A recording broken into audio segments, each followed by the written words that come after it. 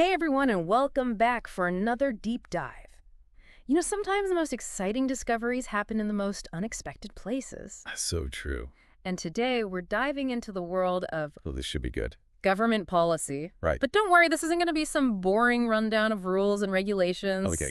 We're heading to Assam. Assam. It's a state in northeast India that's been making headlines lately with a bold new development strategy, and a bunch of you reached out wanting to know more about it. Yeah, a lot of people are curious. You're interested in how regional governments are tackling these big challenges like boosting the economy, creating social programs, and protecting the environment all at the same time. It's a tall order. And Assam seems to be taking a really unique approach. So Yeah, it's pretty fascinating. we've got a lot to cover, so let's just dive right in. Let's do it. So Assam is kind of at a crossroads right now. Yeah. They're experiencing rapid growth and development, but they're also dealing with inequality and environmental concerns. And these recent policy decisions that we're going to talk about, Yeah. it's like they're laying out a blueprint for how they want to navigate all of this and shape their future. It's like a roadmap. Exactly. Yeah. So from what I've been reading in all these news articles and reports that you sent me, Right. there seem to be like three major themes that keep popping up: Okay. economic development, social welfare, and environmental protection. Hitting all the bases. They're not messing around. What's caught your eye so far? Well, one of the things that's really jumped out at me is their focus on attracting these high-tech sustainable industries. Okay. They've launched a startup and innovation policy, an aerospace and defense manufacturing policy, and a Bio-E3 policy. Okay, wait, hold on. Bio-E3 policy. I Yeah. think I missed that one. What is that? So the Bio-E3 policy, it focuses on biotechnology, bioenergy, and bioeconomy. Bioeconomy. Yeah. That's a new one. It's basically about using biological resources to create new products and services. Yeah. So think like developing biofuels from agricultural waste, or even using microorganisms to clean up pollution. Interesting. Assam has incredible biodiversity and a huge agricultural sector, so there's a lot of potential there for them to really leverage this in a sustainable way. So they're playing to their strengths, Exactly. not just trying to be something they're not. Yeah, I like that. it's smart. So you mentioned the mega industrial park. Oh yeah, that's a big one. This seems like a pretty massive undertaking. What makes Morigaon the right spot for this? Well, Morigaon is in central Assam, and it has really good connections to other parts of the state. Okay. Plus, it's close to Guwahati, which is the biggest city in Assam, Yeah. so there's a potential workforce there, and a market for all the goods and services that will Yeah. be produced. So they're not just thinking about creating jobs, they're thinking about the bigger economic picture. Right, it's all connected. But is there a risk that focusing development in one specific area could make those regional inequalities even worse? That's a really good point, and it's something policymakers will need to keep in mind. Yeah. Balancing regional development while making sure everyone benefits is a tough challenge. It's tricky. Yeah, for sure. Okay, so we've got innovative industries, we've got strategic development happening. What about this clean energy thing I keep hearing about? Yes. The Assam Integrated Clean Energy Policy. Catchy title. It's a very ambitious plan to really promote renewable energy sources. Like what? We're talking solar, wind, hydropower. So they're going all in on renewables? They want to be a leader in this clean energy transition, not just in India, but globally. Wow, that's a pretty big goal. It is. Especially given where India's at right now with their energy. Yeah, it's a challenge, but I don't think it's impossible. Okay. India is already making progress with renewables, and Assam has a lot of untapped potential with all their natural resources. Like what kind of resources? Well, they've got plenty of sunlight, strong winds in some areas, and rivers that can be used for hydropower.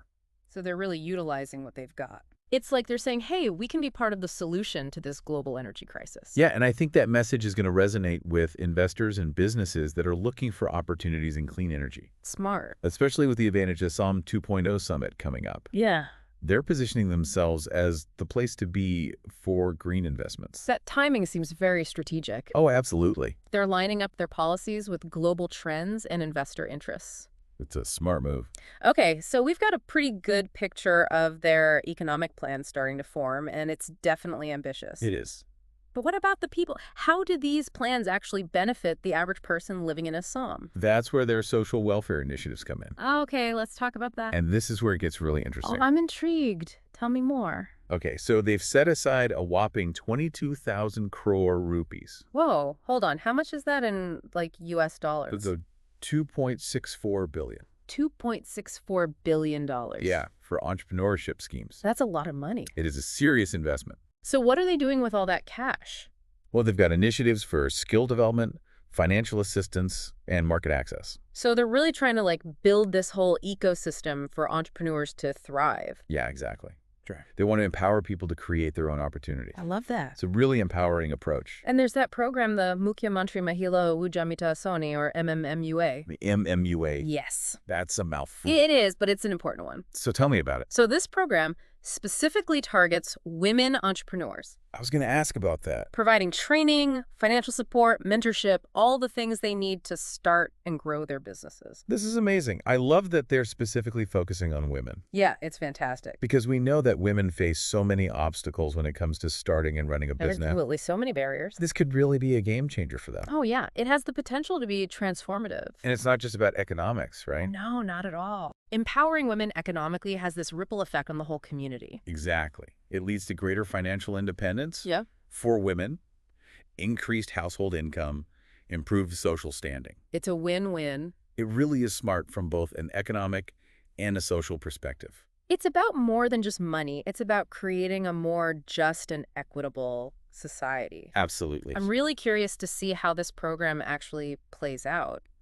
and the real impact it has on women's lives in Assam. Me too. It'll be interesting to follow. Okay, so we've talked about entrepreneurship. Yeah. But there was another decision that caught my eye. Oh, which one? The exemption from the 3-generation domicile policy for certain communities. Ah, yes. That's a really significant one. Okay, I'm going to be honest, I'm not super familiar with that policy. Right. So basically, the 3-generation domicile policy Okay. requires individuals to prove that their family has lived in Assam for at least 3 generations. 3 generations. Yeah, to be eligible for certain benefits and rights. Like what kind of benefit? Things like land ownership. And this policy was put in place to protect indigenous communities and prevent a huge influx of migrants from claiming land rights. Okay, that makes sense.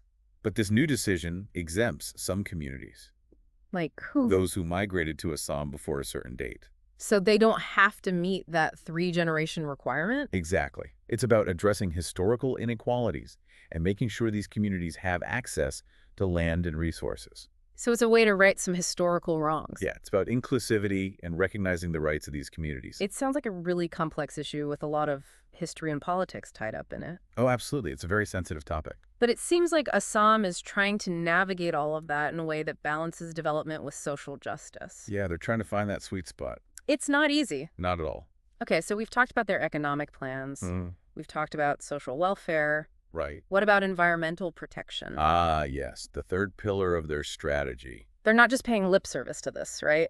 No, it seems like environmental protection is deeply ingrained in their overall vision for development. Because Assam is known for its incredible natural beauty. Oh, it's stunning. All the biodiversity, Yeah. the tea plantations, the wildlife. It's a truly remarkable place. Protecting all of that has to be a top priority. Yeah, absolutely, they understand that. So what are they doing? Well, one key initiative is the Assam Urban Water Bodies Preservation and Conservation Rules of 2025. Okay, that sounds promising.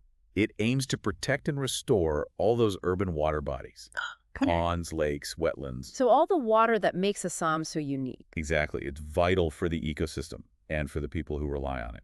So how are they actually going to protect these water bodies? Well, the rules include restrictions on encroachment and pollution. Okay, They also want to limit unsustainable use of the water, makes sense. and they're emphasizing community involvement. So getting the local people involved. Yeah, it's a really holistic approach, recognizing that human well-being and environmental health are interconnected. You can't have one without the other. Exactly. And protecting these water bodies, it's not just good for the environment, right? No, there are economic benefits too. Like what? Tourism, fishing, agriculture. They all depend on clean water. So it's an investment in their future? It is a win-win situation. I like win-win situations. They're the best. Okay, so sustainable industries, social programs, environmental protection, it's all starting to come together. It's a pretty impressive package. Like they're creating this model for holistic development. That's a great way to put it. Are there any other initiatives that we should talk about? There are a couple more that I think are really interesting. Okay, I'm all ears. Okay, so we've talked about all the exciting stuff, all these plans that Assam has, Yeah, but there are always challenges, right? of course. No plan is perfect. What are some of the hurdles they might face? trying to make all this happen? Well, one of the big ones right off the bat is infrastructure. Okay. Assam has a really diverse landscape, you know? Yeah, I've seen pictures. It's beautiful. It is, but all those hills and plains and rivers, they can make construction and transportation pretty tricky. Yeah, I can imagine. And then there's the flooding. Oh, right. Assam is prone to flooding, isn't it? Yeah, in certain areas, it can be a major issue. So how does that impact their development plans? We'll take the mega industrial park, for example. Okay. Building something like that in a flood-prone area, Yeah. you're going to need serious investment in roads, power supply, and flood mitigation measures. It has a whole other layer of complexity. It does. So it's not as simple as just, drawing up a plan and say, okay, we're going to build this here. No, it takes a lot of careful planning and preparation. And money. Definitely money. What about the people? The people. Are there enough skilled workers in Assam to actually support all these new industries? That's another big challenge, attracting and retaining a skilled workforce. Because these high-tech industries need people with specific expertise. Right. They need people who are trained and qualified. So what's the solution? Education and training programs. So they need to invest in their people. Yeah, they have to build up that human capital alongside the physical infrastructure. It's all connected. It is. Okay, so infrastructure, workforce, those are two big hurdles.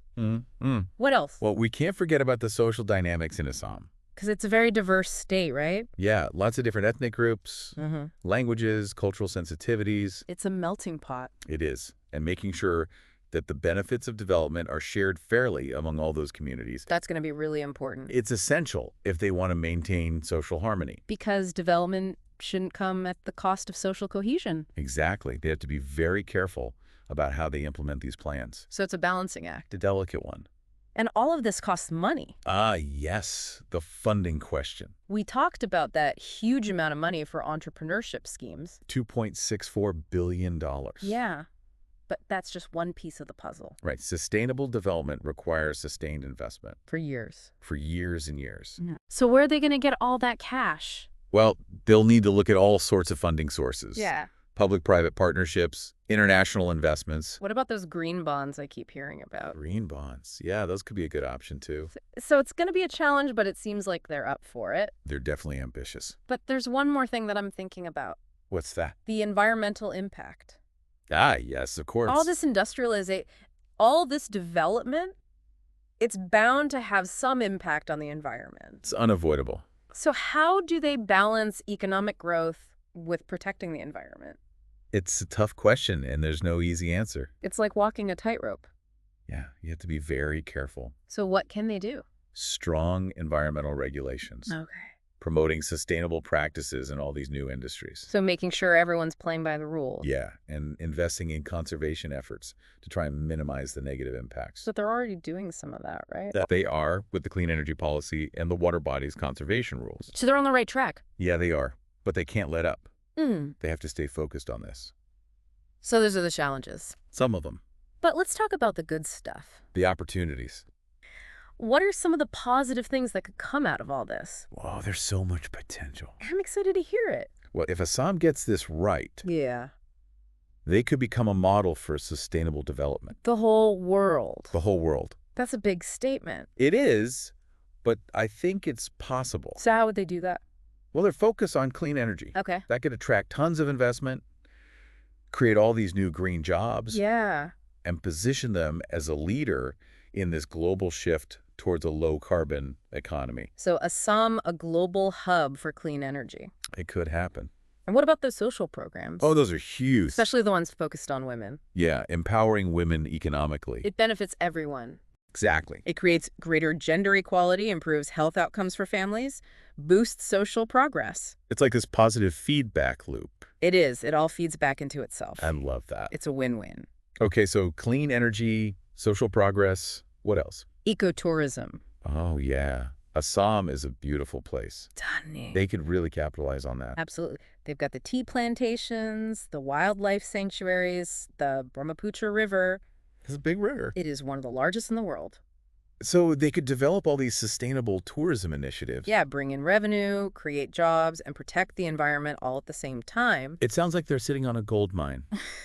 They are. They just have to figure out how to mine it responsibly. I think that's the key takeaway here. It is. Responsible development. Sustainable and equitable development. That benefits everyone. Exactly. It's not just about the short-term gains. No, it's about the long game. Creating a better future for generations to come. That's the goal. It's a really inspiring vision. It is. And it's not just about Assam. Right. Their success could have a ripple effect throughout the whole region. Other states in Northeast India might see what Assam is doing Yeah. and say, hey, we can do that too. So Assam as a catalyst for change. Exactly. A model for other regions to follow. And maybe even other countries. Maybe even the whole world. That's pretty amazing. It's a powerful message. That economic growth, social justice, and environmental sustainability can all work together. They don't have to be at odds with each other. But it all comes down to implementation Yeah, and community engagement. absolutely. You can't just force these changes on people. No, you have to bring them along with you. Listen to their concerns. Work together. That's how real change happens. That's how you build a better future. Well, this has been an incredible deep dive into Assam's development strategy. It's been a fascinating journey, So many moving parts, so much complexity. but so much hope and ambition too. Yeah, I'm really excited to see what happens next. Me too. It's going to be a story worth watching. We'll definitely be keeping an eye on Assam and reporting back to you all. Absolutely. But for now, we want to hear from you. Yeah, what do you think? What are your thoughts on all of this? What lessons can other regions learn from Assam? Share your insights with us on social media. We want to keep this conversation going. Let's keep learning from each other.